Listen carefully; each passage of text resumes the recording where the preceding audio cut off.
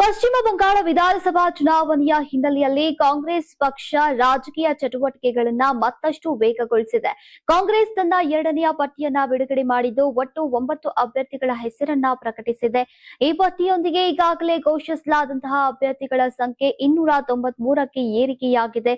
ನೀವು ಸಣ್ಣ ಆಗ್ಬೇಕಲ್ವಾ? ಅದು ಒಂದು ಉತ್ತಮ ಆಹಾರದಿಂದ ಸಣ್ಣ ಆಗ್ಬೇಕಲ್ವಾ? ಪ್ರತಿದಿನ ನಮ್ಮ ಜೀನಿ ಸ್ಲಿಮ್ ನ ಯೂಸ್ ಮಾಡಿ ಯಾವುದೇ ಸೈಡ್ ಎಫೆಕ್ಟ್ ಇಲ್ದಂಗೆ ನೀವು ಸಣ್ಣ ಆಗ್ತೀರಾ.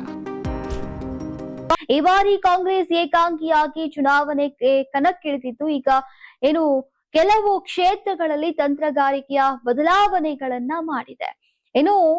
ಗಜ್ರೋಲ್ ಕ್ಷೇತ್ರದಲ್ಲಿ ಈ ಮೊದಲು ಘೋಷಿಸಿದಂತಹ ಸಂಜಯ್ ಸರ್ಕಾರ್ ಅವರ ಬದಲಿಗೆ ಪ್ರೇಮ್ ಚೌಧರಿ ಅವರನ್ನ ಅಭ್ಯರ್ಥಿಯಾಗಿ ಘೋಷಿಸಲಾಗಿದೆ. ಇನ್ನೊಂದು ಪ್ರಮುಖ ಬೆಳವಣಿಗೆಯಲ್ಲಿ ಈಗ ತೃಣಮೂಲ ಕಾಂಗ್ರೆಸ್ ಟಿಕೆಟ್ ನಿರಾಕರಿಸಿದ ಹಿನ್ನೆಲೆಯಲ್ಲಿ ಈಗ ಬದೂರಿಯಾ ಕ್ಷೇತ್ರದ ಹಾಲಿ ಶಾಸಕ ರಹೀಂ ಅವರು ಕಾಂಗ್ರೆಸ್ಗೆ ಸೇರ್ಪಡೆಯಾಗಿ ಈಗ ಚುನಾವಣಾ ಕಣಕ್ಕಿಳಿಯಲಿದ್ದಾರೆ. ಇದಕ್ಕೂ ಮೊದಲು ಕಳೆದ ಭಾನುವಾರ ಕಾಂಗ್ರೆಸ್ 284 ಅಭ್ಯರ್ಥಿಗಳ ಮೊದಲ ಪಟ್ಟಿಯನ್ನ ಪ್ರಕಟಿಸಿತ್ತು. 294 ಸದಸ್ಯರ ಪಶ್ಚಿಮ ಬಂಗಾಳ ವಿಧಾನಸಭೆಗೆ ಏಪ್ರಿಲ್ 23 ಮತ್ತು 29ರಂದು 2 ಹಂತಗಳಲ್ಲಿ ಮತದಾನ ನಡೆಯಲಿದೆ. ಮೇ 4ರಂದು ಮತ ಎಣಿಕೆ ನಡೆಯಲಿದ್ದು ಫಲಿತಾಂಶ ಪ್ರಕಟಗೊಳ್ಳಲಿದೆ. ಒಟ್ನಲ್ಲಿ ಪಶ್ಚಿಮ ಬಂಗಾಳದಲ್ಲಿ ಕಾಂಗ್ರೆಸ್ ಏಕಾಂಗಿಯಾಗಿ ಕಣಕ್ಕಿಳಿದಿದ್ದು ಈ ತಂತ್ರ ಚುನಾವಣಾ ಫಲಿತಾಂಶದ ಮೇಲೆ ಹೇಗೆ ಪರಿಣಾಮ ಬೀರುತ್ತೆ ಅನ್ನೋದು ಸದ್ಯ ಕುತೂಹಲವನ್ನ ಮೂಡಿಸಿದೆ.